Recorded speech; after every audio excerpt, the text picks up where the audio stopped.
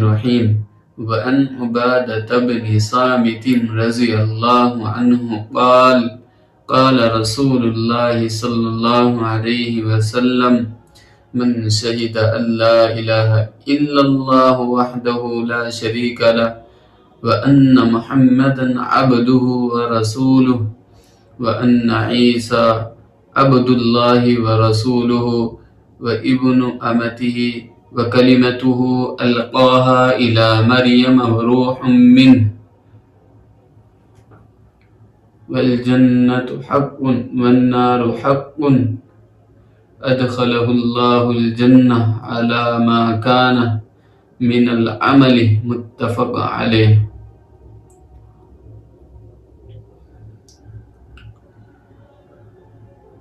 حضرت عبادۃ بن صامت رضی اللہ عنہم سے مروی ہے، وہ فرماتے ہیں کہ نبی کریم صلی اللہ علیہ وسلم نے فرمایا، جس شخص نے اس بات کی گواہی دی کہ اللہ تعالیٰ کے سوا کوئی معبود نہیں ہے، اس کا کوئی شریک نہیں ہے، اور محمد اللہ کے بندے اور اس کے رسول ہے، اور حضرت عیسیٰ اللہ کے بندے اور اس کے رسول ہے، اور ان کی والدہ، اور وہ اللہ کا کلمہ ہے جو کہ اللہ نے حضرت مریم علیہ السلام کی جانب ڈالا، اور اس کی روح ہے، اور جنت بھی حق ہے، جہنم بھی حق ہے۔ ادخلہ اللہ الجنہ علی ما کان من العمل، کہ اللہ تعالیٰ جنت میں داخل فرمائیں گے، ای کائنین، حال یہ کہ جو ان اعمالوں کو کرتا ہوں۔ متفق علیہ۔ تو بھائی حضرت عبادۃ بن صامت رضی اللہ عنہم کا تعارف جو ہے وہ گزر چکا ہے۔ پھر لا الہ الا اللہ کی کیا تفصیل ہے یہ ماقبل میں گزر چکا ہے کہ اس کے اندر جو ہے پورا دین ہے۔ وحدہ یہ جو ہے یہ حال ہے، ای منفردا، لا شریک لہ یہ اسی کی تاکید ہے، یہ تاکید ہے اسی کی۔ وَأَنَّ مُحَمَّدًا عَبْدُهُ وَرَسُولُهُ، کہ محمد الرسول اللہ کے بندے اور اس کے رسول ہیں۔ عبد کہتے کسے ہیں؟ عبد بندے کو کہتے ہیں جو انسان ہوں۔ تو بریلی حضرات جو بریلی ہیں تو وہ کہتے ہیں، بریلوی حضرات جو ہے وہ کہتے ہیں کہ محمد الرسول اللہ انسان نہیں ہے۔ تو ان سے یہ پوچھو کہ انسان، آدمی، عبد، ان سب کی تعریف کیا ہوگی؟ ان سب کی تعریف کیا ہوگی؟ تو یہ انسان ہی پر اطلاق ہوا ہے۔ رسول نبی نہیں ہے، اس کو آپ بھی مانتے ہو، ہم بھی مانتے ہیں کہ ملائکہ جو ہے، رسول سے مراد ملائکہ ہے، کہ بھئی ملائکہ جو ہے نبی نہیں ہے، اور انسان تم نہیں مانتے ہو۔ تیسری مخلوق ہے تو ہے، وہ کون سی ہے یہ تو بتلاؤ، وہ تیسری مخلوق کون سی ہے یہ تو بتلاؤ۔ تو پہلے کلمے میں جو ہے بریلوی حضرات کا اللہ میاں نے پہلے سے رد کیا ہے، عبدہ ورسولہ وَأَنَّ عِيسَىٰ عَبْدُ اللَّهِ وَرَسُولُهُ، کہ حضرت عیسیٰ جو ہے وہ اللہ کے بندے ہیں اور اس کے رسول ہیں۔ تو رسول اور نبی میں یہ فرق جو ہے وہ پہلے بیان کر چکے ہیں۔ پھر یہاں پر ابن امتہ وکلمتہ، اور وکلمت اللہ، اور اللہ کا کلمہ ہے۔ تو حضرت عیسیٰ علیہ السلام کو اللہ کا کلمہ کیوں فرمایا ہے؟ تو اس وجہ سے فرمایا ہے کہ بھئی حضرت نے جو ہے شروع میں اور بچپن ہی میں بات کی ہے، یعنی طفل کے اس میں بات کی ہے، اس زمانے میں بات کی ہے کہ دوسرے بچے بات نہیں کر سکتے ہیں، اس وجہ سے حضرت کو جو ہے کلمت اللہ فرمایا ہے۔ یا یہ ہے کہ اس وجہ سے فرمایا ہے کہ اللہ تعالیٰ کے کلمہ کن سے پیدا ہوئے، یہ کلمہ کن سے پیدا ہوئے۔ ہر چیز بھائی انما امرہ اذا اراد شیئا ان یقول لہ کن فیکون، تو ہو جاتی ہے۔ تو حضرت عیسیٰ جو ہے اللہ کے کلمہ کن سے پیدا ہوئے ہیں، اس وجہ سے فرمایا ہے، یا اس وجہ سے فرمایا ہے کہ انہوں نے جو بچپن میں بات کی تھی، ماں کی گود میں بچپن میں کحل میں جو بات کی تھی، اس بات کرنے کی وجہ سے بہت سے لوگوں کو فائدہ ہوا تھا، تو اس وجہ سے ان کو کلمہ کن فرمایا ہے، یعنی کلمۃ اللہ فرمایا ہے۔ القاہا الی مریم، حضرت مریم کو دیا، وروح من، اور ان کی روح بھی ہے، روح من اللہ یعنی اللہ کی روح میں سے ہے۔ تو بھائی یعنی اس کا مطلب ذو روح ہے، یعنی روح والے۔ کیا ہے؟ ذو روح من، بھائی ہر چیز اللہ تعالیٰ ہی نے ہر شخص کے اندر روح ڈالی ہے، ہر چیز کے اندر اللہ نے روح ڈالی ہے، اللہ کے علاوہ کوئی روح نہیں ڈال سکتا ہے۔ یہ اس وجہ سے فرمایا، یا انجیل دی ہے، یا اس وجہ سے فرمایا وَأَيَّدْنَاهُ بِرُوحِ الْقُدُسِ، کہ روح القدس کے حضرت جبریل علیہ السلام کی تائید جو ہے وہ شامل حال رہی ہے، اس وجہ سے یہ فرمایا ہے۔ تو روح کے بارے میں علامہ واقدی علیہ رحمہ کا ایک مناظرہ ہے کہ کوئی شخص جو ہے قرآن کریم پڑھ رہا تھا، ملا علی قاری علیہ رحمہ لکھتے ہیں کہ ایک شخص جو ہے قرآن کریم پڑھ رہا تھا، تو وہ اسی مقام پر آیا وَأَلْقَاهَا إِلَى مَرْيَمَ وَرُوحٌ مِّنْ، تو وہ شخص جو ہے کہنے لگا کہ بھئی ہمارے عقیدے اور آپ کے عقیدے میں کیا فرق ہے، آپ بھی یہی کہتے ہو۔ اس نے جو ہے من کو من بازیہ لیا کہ اللہ تعالیٰ کا باز ہے، اور ہم بھی کہتے ہیں کہ اللہ تعالیٰ کا باز ہے، تو ہم دونوں کے عقیدے جو ہے وہ تو ایک ہی ہیں، ہم دونوں کے جو عقیدے ہیں وہ تو ایک ہی ہیں، کوئی فرق نہیں ہے۔ تو علامہ واقدی علیہ رحمہ نے فرمایا وَسَخَّرَ لَكُم مَا فِي السَّمَاوَاتِ وَمَا فِي الْأَرْضِ جَمِيعًا مِّنْ، کہ بھئی اگر تم اس چیز کو لیتے ہو، آپ کا استدلال جو ہے وہ من سے ہے، تو ہم تو کہتے ہیں کہ زمین آسمان یہ ساری کی ساری جو چیزیں ہیں پھر تو اللہ تعالیٰ کا باز بن گئے۔ تو یہ جو آپ تشریح کر رہے ہو یا یہ جو بات آپ سمجھ رہے ہو یہ غلط ہے، یہ درست بات نہیں ہے، بلکہ درست بات وہ ہے کہ بھئی اللہ تعالیٰ نے ان کی مدد فرمائی ہے، اس وجہ سے ہے یہ فرمایا۔ پھر فرمایا والجنت حق والنار حق، والجنت حق والنار حق، مبتدا خبر بن جائیں گے، یا پھر والجنت حق والنار حق۔ تو اب یہ چیز سمجھو کہ جنت بھی حق ہے اور جہنم بھی حق ہے، اللہ تعالیٰ نے پہلے سے پیدا فرما دی ہے، پہلے سے پیدا فرما دی۔ بعض گروہ یہ کہتے ہیں کہ جنت اور جہنم کا کوئی وجود نہیں ہے، اللہ تعالیٰ اس کو بعد میں پیدا فرمائیں گے، تو ان لوگوں پر رد ہو گیا، یہ ان لوگوں پر رد ہو گیا کہ جنت اور جہنم جو ہے وہ پہلے سے ہے، حق ہے یعنی موجود ہے۔ اور یہاں پر حق جو ہے یا تو اس میں فاعل کے معنی میں ہے، یا یہ ہے کہ بھئی اس میں فاعل کے معنی میں ہے، یا پھر یہ جو ہے جیسے کہ زید عدل، کہ زید عدل ہے سے بول دیتے ہیں، ادخلہ اللہ الجنہ، کہ اللہ تعالیٰ جو ان اعمالوں کو پورا کرے گا، ان چیزوں پر جمے گا، اللہ تعالیٰ اس کو جنت میں داخل فرمائیں گے۔ وَعَنْ عَمْرِ بْنِ عَاصٍ رضی اللہ عنہ قال اتیت النبی صلی اللہ علیہ وسلم فقلت ابسط یمینک فلأبايعك، فبسط يمينه فقضيت يدي فقال ما لك يا عمر؟ قلت أردت أن أشترط، فقال تشترط ماذا؟ قلت أن يغفر لي، قال أما علمت يا عمر أن الإسلام يهدم ما كان قبله، وأن الهجرة تهدم ما كان قبلها، وأن الحج يهدم ما كان قبله، رواه مسلم، والحديثان مرويان عن أبي هريرة رضي الله عنه قال قال الله تعالى أنا أغنياء الشركاء عن الشرك، والآخر الكبرياء ردائي۔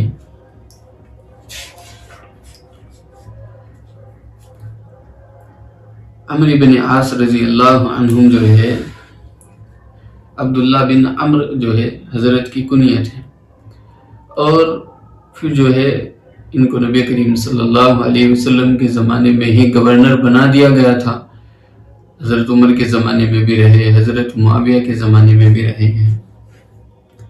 پھر یہ چیز سمجھو کہ یہ نبی کریم صلی اللہ علیہ وسلم کے پاس آئے اور فرمانے لگے ابسط یمینک، کہ آپ اپنا داہنا ہاتھ بڑھا دیجیے. جیسے کہ بیعت جب کرتے ہیں تو بیعت میں جو ہے عام طور سے یہی ہوتا ہے. تو حضرت نے بھی آ کر یہی کیا ہے, عبداللہ بن عمرو نے بھی آ کر یہی کیا ہے. اب یہاں پر یہ چیز سمجھو, بیع کی 4 قسمیں. کتنی قسمیں ہیں؟ 4. بیعت علی الجہاد, بایعتک لا نفر, کہ میں بایعتک کہ میں آپ کے ہاتھ پر بیعت کرتا ہوں, لا نفر عن المیدان, کہ میں میدان سے نہیں بھاگوں گا بلکہ جم کر مقابلہ کروں گا. یہ ہو گئی اس پر. پھر بایعتک ان ترک المعاصی, کہ معاصی کے اس پر بیعت کرنا کہ میں کوئی معصیت نہیں کروں گا بلکہ اطاعت ہی کروں گا, یہ ہو گئی. اور بیعت الخلافت, کہ بایعتک کہ میں ہم جو ہے آپ کے بایعت علی یدیک, کہ ہم آپ کے ہاتھ پر بیعت کرتے ہیں کہ انک خلیفۃ اللہ, کہ آپ اللہ کے خلیفہ ہے. جیسے کہ حضرت ابو بکر صدیق رضی اللہ عنہم کے زمانے میں حضرت ابو بکر صدیق کے ہاتھ پر بیعت ہوئی تھی جہاد کے لیے. جیسے حضرت عثمان رضی اللہ عنہم کے بارے میں جب مشہور ہو گیا حدیبیہ کے موقع پر کہ حضرت عثمان کو جو ہے قتل کر دیا گیا ہے, تو اس وقت میں بیعت علی الجہاد ہوئی تھی. اور پھر تیسری بیعت جو ہے ترک معاصی پر, یا ایھا النبی اذا جاءک المؤمنات یبایعنک علی الا یشرکن باللہ شیئا ولا یسرقن ولا یزنین ولا یقتلن اولادہن. تو یہ بیعت ہوئی تھی کہ جب بھی کوئی آ جائے تو ان باتوں پر بیعت لینی ہے کہ آپ شرک نہیں کریں گے. تو فبسط یمینہ, تو ہاتھ کو پھیلایا, فقبضت یدی, تو میں نے جو ہے اپنے ہاتھ کو کھینچ لیا, پیچھے کو کر لیا ایسے, یعنی میں آپ کے ہاتھ پر ابھی بیعت کرنے کے لیے تیار نہیں ہوں. فقال ما لک یا عمر, تو نبی کریم صلی اللہ علیہ وسلم نے فرمایا ابھی تو آپ نے اپنا ہاتھ پھیلایا پھر اس کو پیچھے کھینچ لیا, یہ عمر یہ کیا بات ہے؟ ای شیء, یہ کیا معاملہ ہے؟ قلت اردت ان اشتریط, فرمانے لگے میں ارادہ کر رہا ہوں کہ میں آپ کے ساتھ کچھ شرط لگاؤں. شرط یہ ہے کہ تشتریط ما تھا, نبی کریم صلی اللہ علیہ وسلم نے فرمایا تم کیا شرط لگانا چاہتے ہو؟ قلت ان یغفر لی, فرمایا کہ میری تمام خطائیں سب بخش دی جائے, میری سب خطائیں بخش دی جائے. قال اما علمت یا عمر, اے عمر کیا آپ کو معلوم نہیں, یہ استفہام انکاری, یہ استفہام انکاری ہے. استفہام انکاری میں جو ہے سوال نہیں ہوتا ہے بلکہ اس بات کو پختہ ہی کرنا ہوتا ہے. جیسے کہ آپ نہیں جانتے ہو کہ آپ مثلا کوئی شخص جو ہے کھانا کھائے, پھر پوچھے کوئی شخص کہ آپ نے کھانا کھا لیا, تو اس نے دیکھا ہو یا اس کے ذہن میں ہو محسوس ہو تو وہ کہنے لگے کہ آپ کو معلوم نہیں ہے کہ میں نے کھانا کھا لیا ہے. اس طریقے سے استفہام انکاری فرمائے گئے. ان الاسلام یہدم ما کان قبلہ, کہ اسلام جو ہے تمام خطاؤں کو درگزر ہو جاتی ہے, ساری خطائیں مٹ جاتی ہے. انسان اس طریقے سے ہو جاتا ہے جیسے کہ بچہ ابھی پیدا ہوا, اس طریقے سے ہو جاتا ہے کہ اس کے سر جو ہے کوئی خطا کوئی جرم کوئی بھی چیز نہیں. پھر دوسری چیز فرمائی وَأَنَّ الْهِجْرَةَ تَهْدِمُ مَا كَانَ قَبْلَهَا, کہ ہجرت بھی جو ہے ماں قبل کی تمام خطاؤں کو ختم کر دیتی ہے. تو یہاں پر جو ہے یعنی ترقی من الاعلیٰ الی الادنیٰ ہے, کہ اعلیٰ سے ادنیٰ کی طرف آ رہے ہیں. اسلام میں تو بالاتفاق سب کے گناہ معاف ہو جاتے ہیں, سب گناہ معاف ہو جاتے ہیں, جتنے شخص بھی اسلام لے سب کے گناہ معاف. لیکن فرمایا کہ یہ تو اسلام کی بات کر رہے ہو یا عمر, بلکہ ہجرت بھی ماں قبل کی تمام خطاؤں کو جو ہے معاف کر دیتی ہے, اس کی وجہ سے بھی تمام خطائیں درگزر ہو جاتی ہے. وَأَنَّ الْحَجَّ يَهْدِمُ مَا كَانَ قَبْلَهُ, کہ حج کی بھی یہی صفت ہے کہ تمام پچھلی خطائیں معاف ہو جاتی ہیں. رواہ مسلم, یعنی اس کو کسی مسلمان نے روایت کیا ہے. مسلم ملنگو مذاق کر رہا ہوں, ملنگو مذاق کر رہا ہوں, یعنی مسلم امام مسلم نے روایت کی. والحدیثان مرویان عن ابی ہریرہ, یہ حدیث کا اختلاف ذکر فرما رہے ہیں یہاں سے کہ انا اغن الشرکاء یعنی الشرک الکبریاء ادھتائی, یہ جو ہے آگے آ جائے گی, اس کی تفصیل جو ہے انشاءاللہ بعد میں. پھر اب یہاں پر یہ چیز سمجھو کہ اسلام سے تو بالاتفاق جو ہے ماقبل کے گناہ سب معاف ہو جاتے ہیں. اب ہجرت اور حج ان کے بارے میں جمہور علماء کا جو مسلک ہے وہ یہ ہے کہ ان سے جو حقوق اللہ ہے وہ معاف ہو جاتے ہیں. حقوق العباد جو ہے معاف نہیں ہوتے، ان کو دینا پڑے گا. اگر کسی کا مال مارا ہے تو دینا پڑے گا، اور اگر مال نہیں مارا ہے کسی سے، وہ یعنی صغائر تو بالاتفاق معاف ہو جاتے ہیں سب کے ہاں، لیکن کبائر کے بارے میں توبہ شرط ہے. اگر کوئی شخص ہجرت کرے اور ہجرت کرنے کے بعد اس کے سر پر کبائر گناہ ہو تو کبائر کے لیے جو ہے توبہ شرط ہے، توبہ شرط ہے. اب حج کے بارے میں علامہ ابن حجر علیہ رحمہ فرماتے ہیں کہ اس سے جو ہے صغائر تو سب معاف ہو جاتے ہیں، لیکن اس سے جو ہے کبائر معاف نہیں ہوتے. وہ فرماتے ہیں کہ وہ معاف ہو جاتے ہیں جو حدیث میں ہے، اور وہ معاف نہیں ہوتے جو حدیث میں نہیں. کہ مثلا کوئی فسق، فجور اور ظلم کرے تو یہ چیزیں جو ہے معاف نہیں ہوتی ہے حج کے اندر. فلا رفث ولا فسوق ولا جدال فی الحج، اگر کوئی حج میں یہ کام کرتا ہے تو پھر جو ہے معاف نہیں ہوں گے. یہ فرماتے ہیں، یہ ابن حجر علیہ رحمہ فرماتے ہیں کہ ان کے لیے جو ہے ضروری ہے توبہ. اور پھر ایک حدیث وہ کرتے ہیں کہ نبی کریم صلی اللہ علیہ وسلم نے دعا مانگی تھی عرفات میں کہ تمام حاجی جو بھی حج کرے اس کے تمام گناہوں کو معاف فرما دیجیے. تو اب یہ حدیث ابن ماجہ وغیرہ میں ہے. تو اب اگر ہم یہ حدیث کو یعنی مانتے ہیں، ایک تو حقوق اللہ ہوتے ہیں، ایک حقوق العباد ہوتے ہیں. حقوق العباد تو معاف نہیں ہوتے، وہ تو ادا کرنے سے ہوتے ہیں، لیکن یہ حدیث جو ہے ایک تو یہ ہے کہ اس کی سند جو ہے ضعیف ہے. دوسرا یہ ہے کہ وہ ایسے حق کے بارے میں ایسے حق معاف ہو جاتے ہیں کہ جن کا تدارک نہیں ہو سکتا، یعنی جن کو ادا نہیں کیا جا سکتا. مثلا کسی شخص نے کسی سے کچھ رقم لی تھی اور بعد میں جو ہے اس کے وارث بھی نہیں ہے. جب وارث بھی نہیں ہے اور وہ شخص جو ہے اس رقم کو لوٹانی چاہتا ہے، لیکن وہ جو ہے اس کا انتقال ہو گیا پہلے کہ وہ رقم کو لوٹاتا تو اس کا جو ہے انتقال ہو گیا، تو اب اس کے بارے میں کیا ہے؟ تو فرمایا کہ ایسے جو ہے ایسے گناہ معاف ہو جاتے ہیں. اور یا توبہ کے ساتھ یا تخصیص کے ساتھ، یعنی جو نبی کریم صلی اللہ علیہ وسلم کے ساتھ حج میں شامل تھے بس ان کی تخصیص ہے اور کسی کی تخصیص نہیں تھی. ان معاذ رضی اللہ عنہ قال قلت یا رسول اللہ اخبرنی بعمل يدخلنی الجنہ ويباعدني عن النار. قال لقد سألت عن أمر عظيم وإنه ليسير على من يسره الله تعالى عليه تعبد الله ولا تشرك به شيئا وتقيم الصلاة وتؤتي الزكاة وتصوم رمضان وتحج البيت. ثم قال ألا أدلك على أبواب الخير؟ الصوم جنة والصدقة تطفئ الخطيئة كما يطفأ الماء النار وصلاة الرجل في جوف الليل. ثم تلا تتجافى جنوبهم عن المضاجع حتى بلغ يعملون.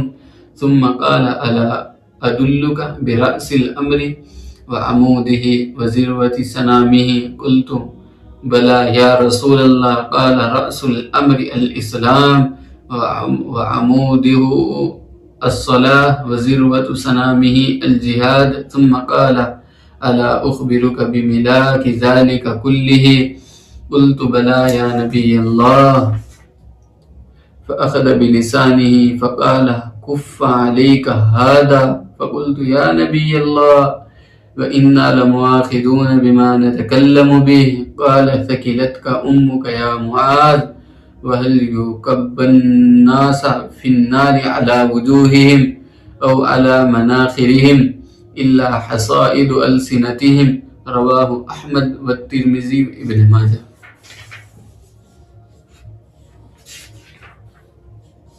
حضرت معاذ رضی اللہ عنہ کا جو تعارف ہے وہ پہلے گزر چکا ہے. تو حضرت معاذ رضی اللہ عنہ نے فرمایا کہ ایسے عمل بتلا دیجئے کہ جن کی وجہ سے ہم جنت میں داخل ہو جائیں اور جہنم سے دور ہو جائیں. تو نبی کریم صلی اللہ علیہ وسلم نے فرمایا لقد سألت عن امر عظیم، کہ آپ نے معاذ بہت بڑے سوال کیے، عظیم سوال کیے، تو بہت اونچا معاملے کے بارے میں آپ نے دریافت کیا ہے۔ تو یہاں پر ایک چیز سمجھو کہ کیا کوئی شخص اپنے عمل کی وجہ سے جنت میں جا سکتا ہے؟ بھائی کوئی بھی شخص جو ہے وہ اپنے عمل کی وجہ سے جنت میں نہیں جا سکتا ہے، بلکہ اللہ تعالیٰ کے فضل کی وجہ سے جائے گا۔ ہاں جو درجات ہوتے ہیں وہ عمل کی وجہ سے ہوں گے، جو درجات بلند ہو گئے وہ عمل کی وجہ سے ہوں گے، اور جنت جو ملے گی وہ اللہ تعالیٰ کے فضل سے ملے گی۔ وَإِنَّ مَنُّ بِسَ الْحِسَابَ عُذِّبَ، کہ جس شخص سے اللہ تعالیٰ نے پوچھ تاچھ شروع کر دی، حساب و کتاب لینا شروع کر دیا، اس وہ تو ہلاک ہو گیا، وہ تو ہلاک ہو گیا، اس کے بچنے کا کوئی نہیں۔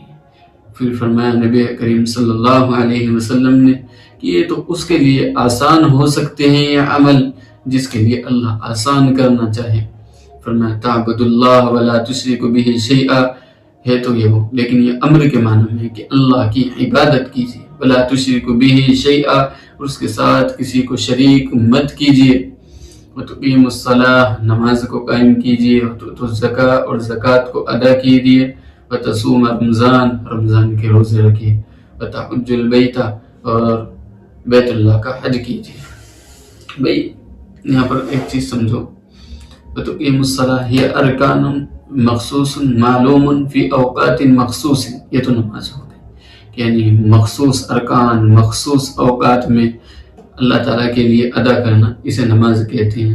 اور زکوٰۃ یہ ہے کہ بھائی وہ مفروض، اور وہ جو فرض کی ہوئی ہے من اللہ تعالیٰ کی جانب سے، اور وہ یؤتی فی المصارف، ان کو مصارف ہی میں دینا ہے، وتصوم رمضان، رمضان کے روز رکھنا ہے، وهو الامساک، وہ رک جانا ہے، من الاول الی 90، یعنی 30 تک، یعنی 30 روزے رکھنے ہیں جتنے اللہ تعالیٰ نے فرض کیے ہیں، 29 ہو جائے، یا بتحج البیت، وہ بیت اللہ کا طواف کرنا ہے، وہی ارکان مخصوص معلوم و مخصوص اور متعین اعمال ہے۔ ثم قال هل الا ادلک، پھر فرمایا کہ میں آپ کی رہنمائی نہ کروں، علی ابواب الخیر، خیر کے ابواب پر۔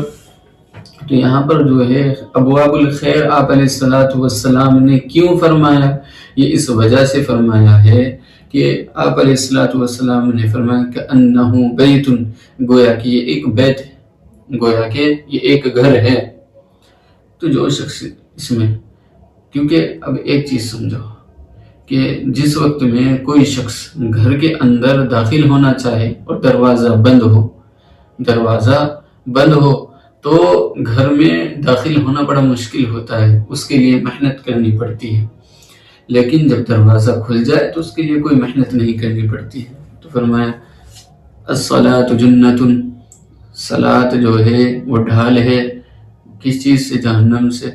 والصدقۃ تطفئ الخطیئہ کما یطفئ الماء النار، کہ صدقہ جو ہے وہ خطاؤں کو مٹا دینے والا ہے، صدقہ جو ہے وہ خطاؤں کو مٹا دینے والا ہے، صدقے سے جو ہے خطائیں مٹ جاتی ہیں۔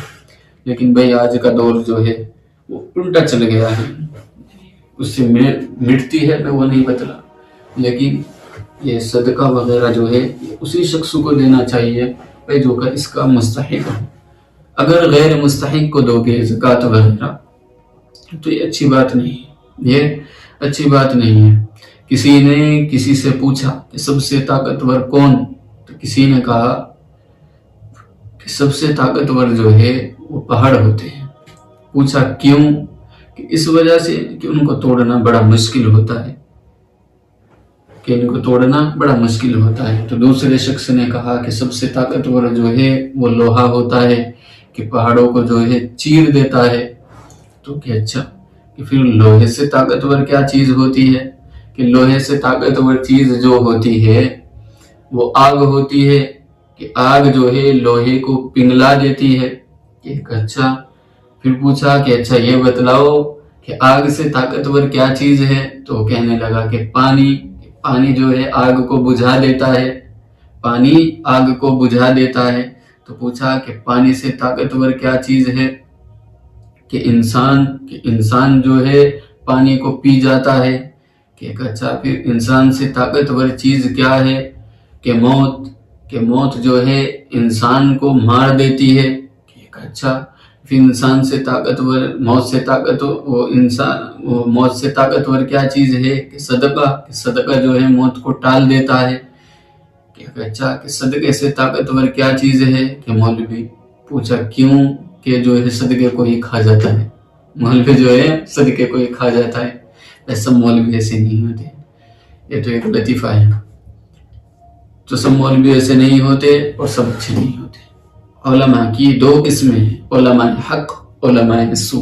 یہ شروع سے چلی ہوئی ہے. علماء حق نے جو ہے حق کا ساتھ دیا ہے، علماء باطل جو ہے باطل کا ساتھ دیا ہے.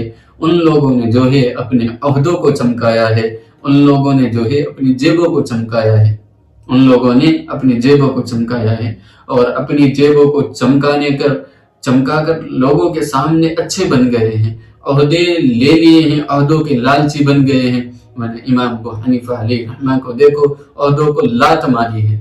امام ابو حنیفہ علیہ رحمہ نے عہدوں کو لات ماری ہے.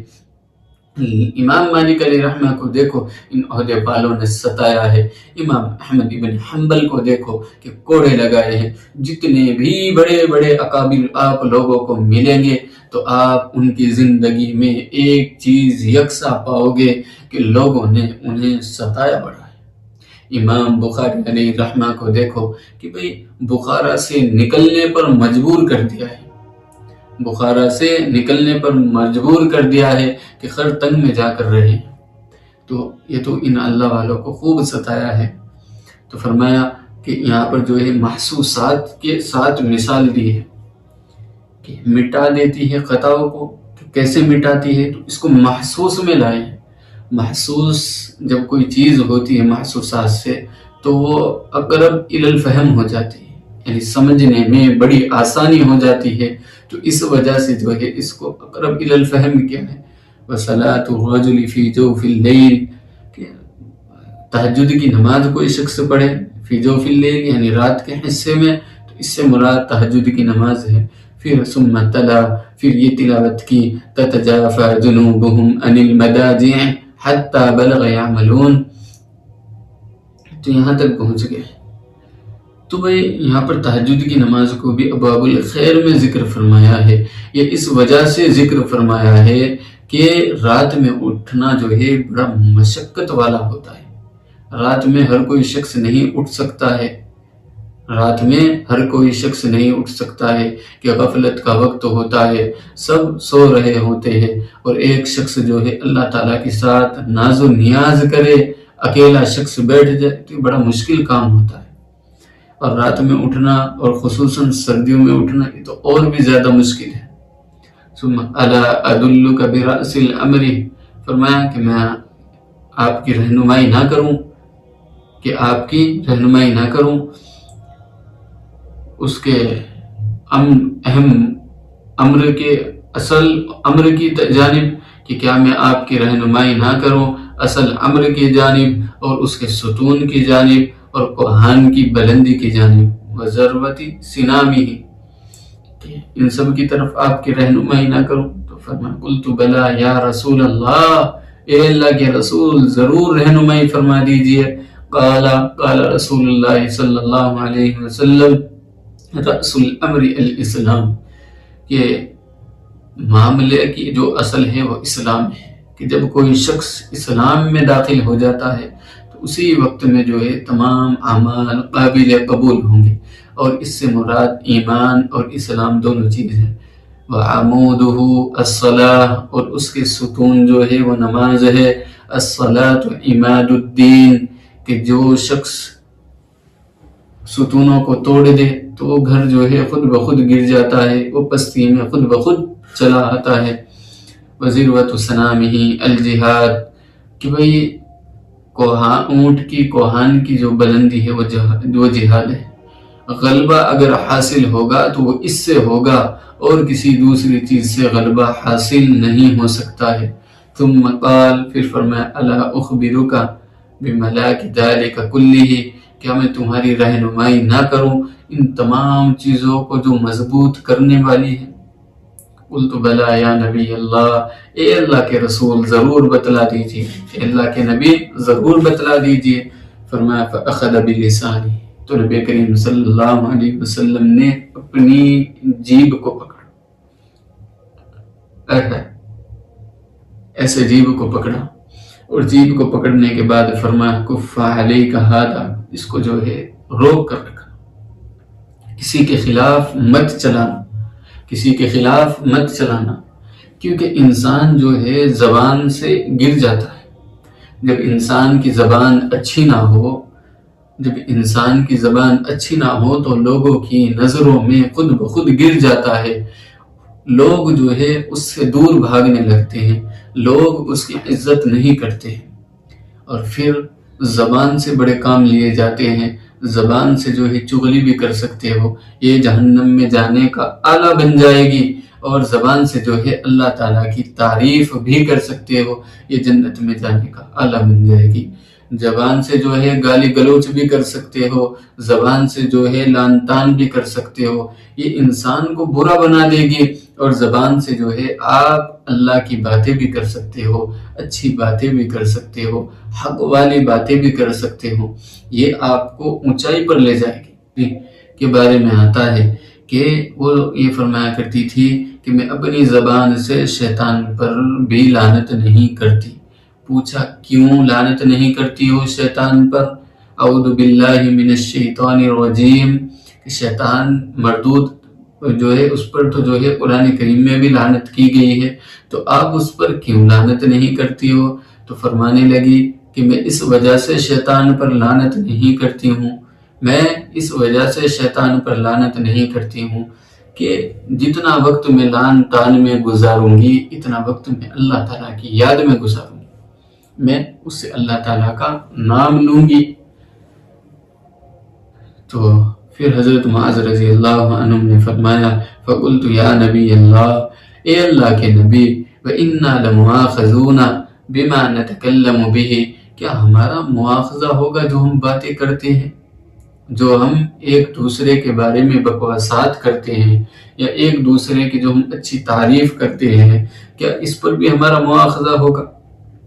تو نبی کریم صلی اللہ علیہ وسلم نے فرمایا ثقلتک امک یا معاذ، اے ماں تیری ماں تجھے گم کر دے، تیری ماں تجھے گم کر دے اے معاذ، یعنی تو اتنی بات بھی نہیں سمجھتا، تو یعنی تعجب کے اس پر فرمایا ہے، یہ کس پر فرمایا؟ تعجب کے اس پر، اتنی بات بھی نہیں سمجھتے ہو۔ وَهَلْ